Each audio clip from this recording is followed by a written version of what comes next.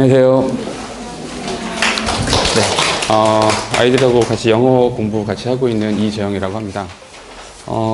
중등부 어머니들이시라서 막 복잡한 이야기들보다 방학 동안에 좀 필요한 것들, 그리고 중학교 시절에 어떤 것들이 좀 필요한가, 그런 말씀을 좀 먼저 드리도록 할게요. 네. 보름 남았습니다. 알고 계시죠? 수능까지 보름이 남았는데, 지금 현재 저는 이제 대치동에서 수업을 이제 고등부 수업도 하고 있고 중등부 수업도 좀 하고 있습니다. 고등부 수업을 주로 하고 있는데, 중등부 문법 특강이나 이런 부분들을 준비하는 가장 큰 이유 중에 하나는 우리 아이들이 고등부에 올라와요. 매년 저도 예비고일 아이들을 만나고 이제 또 다음 주 정도면 개강을 또 할 것 같아요. 아이들을 만나다 보면 중등부 때 준비가 되지 않은 상태로 들어오는 친구들이 굉장히 많습니다. 문법적인 부분도 그렇고 모의고사도 그렇고 여러 가지 많은 준비가 많이 부족해요. 특히나 요즘에는 이제 수학 부분에 대해서 많이 준비를 하고 몰입을 하다 보니까 특히 영어라는 부분에 대해서는 많이 간과되는 부분들이 좀 있는 것 같아요. 그래서 그런 이야기 좀 말씀을 드리도록 하겠습니다. 우리 목표는 대입이죠. 대입인데 이런 생각을 한번 해봤습니다. 우리 아이들이 대학교를 어떻게 하면 훌륭하게 잘 갈 수 있을까, 이 생각을 해보면 이미 고3 때 재수생처럼 공부하면 참 좋겠다라는 생각을 했어요. 왜 이런 생각을 했냐면, 제가 이제 고3 아이들 수업도 하고 있는데, 아이들이랑 막 이야기를 하다 보면 보름 정도 남으니까 아이들한테 물어봐요. 어떠냐? 요즘에 어때? 라고 하면 아이들이 가장 많이 하는 이야기 중에 하나가 한 달만 더 있으면 좋겠다. 딱 한 달만 더 있으면 내가 진짜 얘 점수를 만들 수 있을 것 같아. 막 이런 얘기 정말 많이 합니다. 그래서 조금만 더 힘을 내라, 이렇게 응원을 하고 넘어가곤 하는데, 그 마음이 고3 때 이미 재수생 같은 마음으로 공부를 하고 있으면 어떨까, 이런 생각을 해봤습니다. 그럼 이제 오늘은 이제 차례대로 넘어가 보도록 할게요. 고3 때는 재수생 같은 마음으로 공부를 해야 되고요. 그럼 고등학교 3학년이면 고2 같은 마음으로 공부를 하고 있으면 참 좋겠죠. 그리고 고등학교 2학년 때는 고1 같은, 고등학교 1학년 때는 고2 같은 마음으로 공부를 하고 있어야겠죠. 그러면 이렇게 한번 생각을 해볼게요.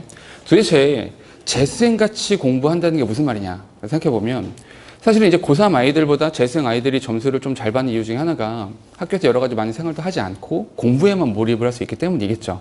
그러면 우리 아이들이 공부를 할 때 하루에 120분짜리 자습을 한 5번 정도 했으면 좋겠다, 이런 생각을 했어요. 이게 불가능할 것 같지만 실제로 고3 아이들이나 재수생 아이들이 공부를 하는 걸 보면 순공시간 보면 10시간이 좀 넘거든요. 13시간 이 정도 돼요. 그러면 그 시간들을 어떻게 쓸 거냐가 좀 문제가 되겠죠. 그럼 120분씩 끊어서 공부를 하는 게 좋다, 저는 보통 이렇게 말을 하거든요. 자세한 이야기는 나중에 할 수 있도록 하고요. 그럼 이제 고3 같은 건 뭐냐? 그럼 이제 120분짜리 자습을 한 3번 정도는 할 수 있어야 된다는 거죠. 자습이요. 학원에 가서 수업을 듣고 과제를 한 것이 아니라 자습을 할 수 있는 시간이 이 정도가 되면 좋겠다라는 생각을 좀 했습니다. 그럼 왜 이 정도의 시간이 필요하냐라고 하면, 우리 아이들은 이렇게 공부를 하거든요. 오늘 월요일은 수학 공부하는 날이에요. 수학 학원에 가야 되거든요. 내일은 과학 공부하는 날이에요. 과학 학원에 가야 되거든요. 수요일은 영어 공부하는 날입니다. 영어 학원에 가거든요. 목요일은 수학 공부를 하지 않아요. 다른 학원 가야 되거든요. 무슨 말씀이냐면, 우리 아이들은 하루에 한 과목을 공부합니다. 그 학원에 가야 되니까. 과제를 한 것이 공부의 전부라고 생각을 하고, 그거 했으니까 특히나 우리의 아들들은 어머니들께 이렇게 말하죠. 내가 할 거 다 했어. 내게 자유시간을 줘. 이렇게 말을 하죠. 그렇게 되면 곤란하다, 이렇게 말씀을 드리고 싶어요. 공부는 매일 하는 거죠. 모든 과목들을 하루에 한 번씩은 다 공부를 하는 것이다, 이렇게 말을 하기 위해서라도 이렇게 120분짜리 자습을 한 3번 정도 할 수 있어야 된다라는 겁니다. 그럼 이제 고등학교 2학년 같은 거는 이제 120분짜리 자습을 좀 이제 한 번 정도는 해야 된다라는 건데, 왜 이렇게 되냐면, 자습 시간이 왜 줄어듭니까 오히려? 라고 하면, 학년이 어릴수록 배워야 될 것들이 많아요. 아직 들어야 될 것들도 많고 학습해야 되는 것들이 굉장히 많기 때문에 수업을 많이 듣기 위해서라도 자습 시간 좀 줄이고 수업을 많이 듣는 형태로 준비를 하게 되는 겁니다. 이런 생각을 해요. 수능이 항상 보름 후에 수능을 보겠죠. 수능 끝나고 나면 우리 어머님들 사이에서 그런 이야기가 회자가 됩니다. 그 아이가, 그 집 그 아이가, 이렇게 말합니다. 근데 우리가 바라는 건 거기 사는 그 아이가 아니라 모두가 내 아이가 그 자리에 섰으면 좋겠다, 이런 생각을 모두 하고 계시잖아요. 그래서 뭐가 필요하냐, 어떤 것이 있으면 그 자리에 우리 아이들이 설 수 있겠는가라고 생각해 보면 계획이 좀 필요합니다. 정확하게 어떠한 큰 그림 안에서 움직일 것이냐, 그것이 좀 필요하다라고 말씀을 드리고 싶어요. 그래서 오늘 제가 말씀드리고 싶은 거는 고등부에 대한 이야기는 이제 요점으로 가름을 하고 중등부 과정에서 영어 공부는 어떻게 진행을 해야 되는가, 그 말씀을 좀 드려보도록 할게요. 문법은 보통 이 설명 같은 거 많이 들어보시면 중등 문법 특강도 많고 하니까 설명 들어보시면 이렇게 말씀하시는 분들도 많아요. 그러니까 한 번 제대로 들으면 된다, 이렇게 말씀 많이 하시기도 하거든요. 저는 반대입니다. 절대로 우리 아이들은 한 번 들은 걸로 기억하지 못합니다. 절대로요. 이렇게 한번 말씀을 드려볼까요? 길을 지나가다가 저를 한번 마주 하시거나 아니면 이런 설명회 자리에서 한번 만났어요. 나중에 저를 알아보실 수 있을까요?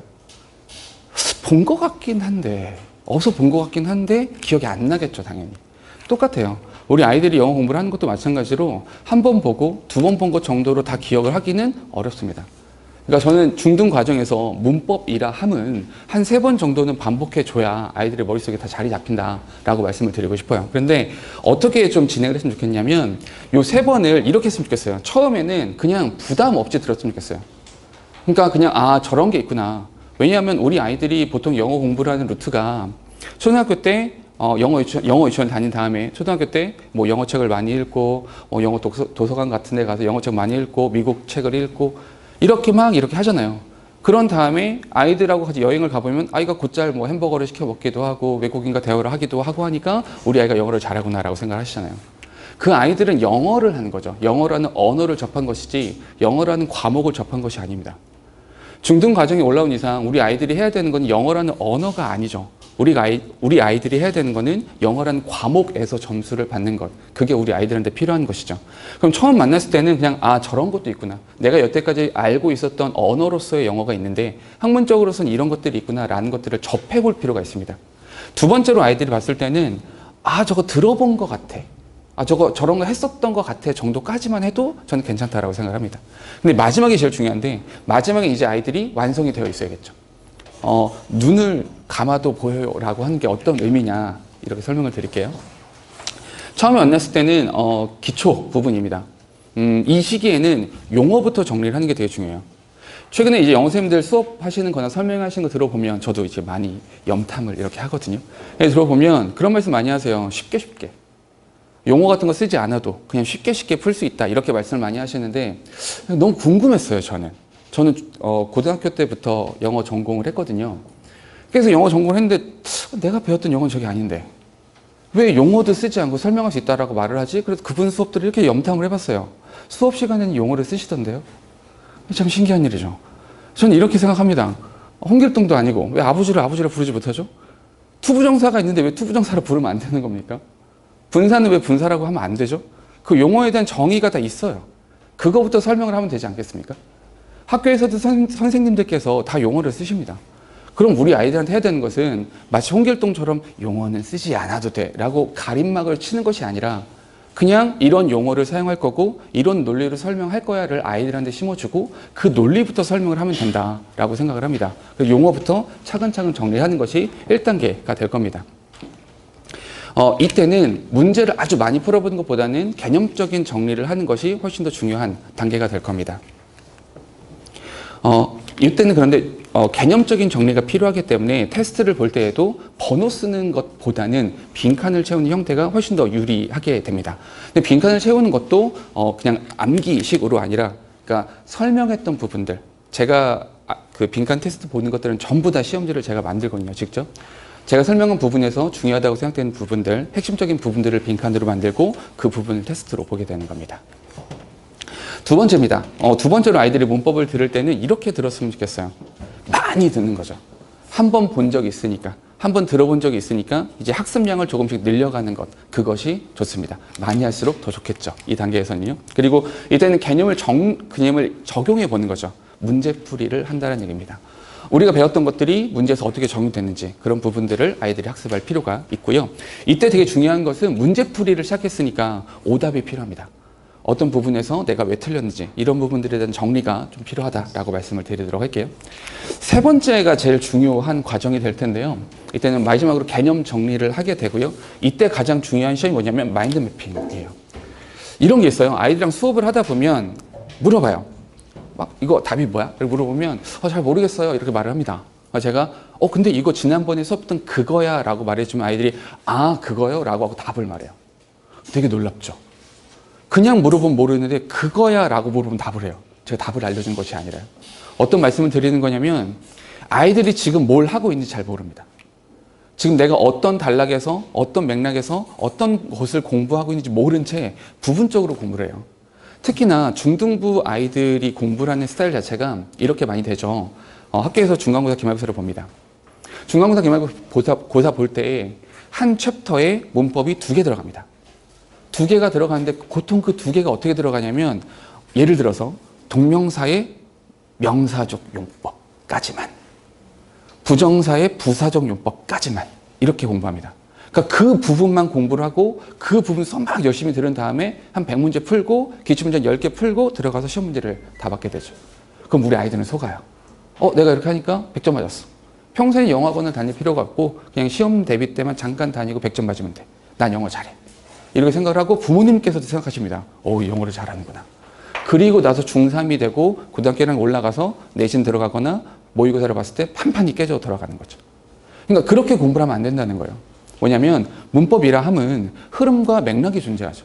왜 이런 이야기가 나오는 거고 왜 이런 용어들을 사용했으며 여기서 어떤 논리가 적용되는지가 필요하다라고 말씀을 드리는 겁니다. 그래서 우리 아이들한테 마인드 매핑이 필요해요. 지금 내가 하고 있는 게 뭐지? 나 지금 어디 배우고 있는데 여기서 이렇게 배우는 거지? 그게 필요하다라고 말씀드리는 겁니다. 그래서 아이들한테 테스트를 보는데 이때 테스트는 보통 제가 어떻게 보냐면 그냥 빈 종이를 줘요. 백지 테스트라고 보통 말을 하죠. 그러니까 빈 종이를 주고 거기다가 다 쓰는 겁니다. 제가 특강을 이제 많이 하는데 수업할 때 시작이 항상 그래요. 문법 수업할 때 어떠한 파트를 수업을 하건 수업 시작이 항상 똑같아요. 혹시 수업이 좀 궁금하시면 유튜브 채널에 제가 써놨거든요. 그 대시동 진짜 영어 이재영이라고 써놨는데 거기 가보시면 제가 열어놓은 강의들이 몇 개 있거든요. 보시면 제가 수업을 어떻게 하는지 참고로 보실 수가 있을 거고요. 특히 문법 수업 같은 것들은 조금 이제 스토리 라인이 있어요. 왜 오늘 우리가 배울 게 이건데 바로 들어가는 것이 아니라 차근차근 빌드업을 해서 수업을 하거든요. 조금 보여드리면 요걸 좀 먼저 보여드릴게요. 방금 말씀드린 거대로 요걸 먼저 보여드리면 요건 이제 보통은 제가 칠판 수업을 합니다. 칠판에다가 필기를 하는데 요건 제가 이제 아이패드를 이용해서 필기를 좀 해주고 아이들은 준 건데 이런 식으로 수업을 해요. 조금 깨졌는데 만약에 우리 아이들이 접속사를 배운다 하더라도 여기서부터 시작이 돼야 돼요. 접속사라는 것이 왜 나오냐? 짧게만 말씀을 드릴게요. 복잡해지면 안 되니까요. 접속사라는 걸 배울 때 우리 아이들은 그냥 접속사 오늘 배울 거야 이렇게 들어가면 안 되고요. 한국어랑 영어랑이 좀 차이가 있죠. 한국어는 이중주어를 허용합니다. 영어는 이중주어를 허용하지 않죠.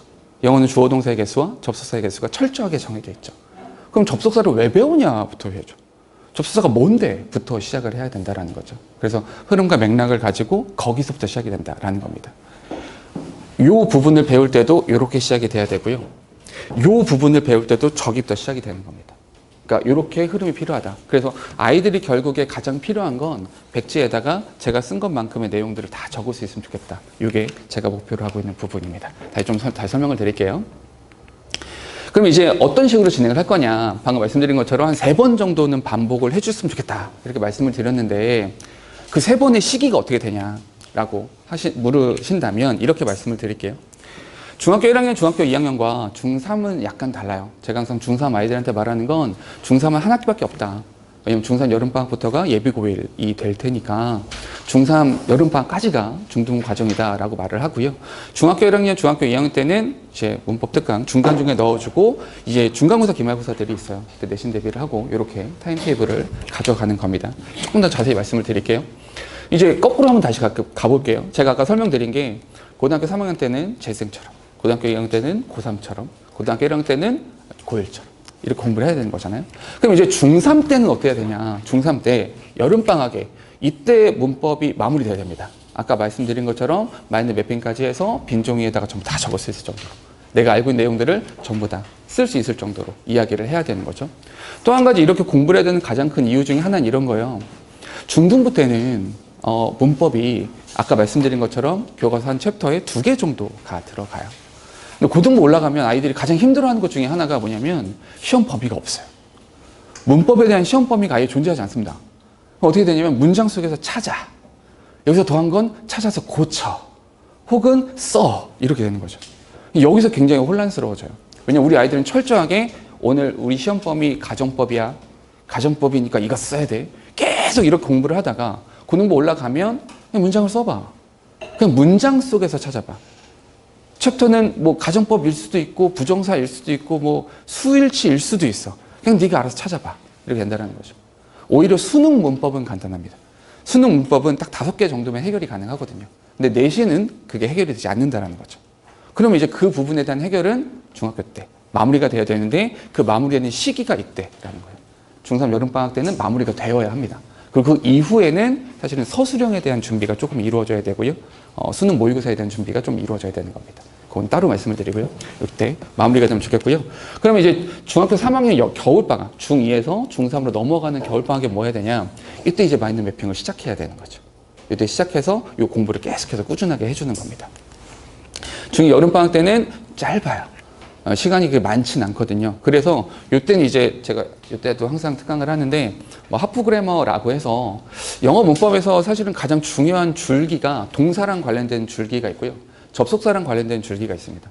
다른 부분들도 물론 있지만 문제로 출제되는 것이나 중요성을 따져봤을 때 동사랑 관련되는 부분들이 가장 큽니다. 동사랑 관련된다는 부분은 동사에서 담당하는 수, 태, 시제를 말씀드리고 준동사 3가지가 여기에 포함이 됩니다.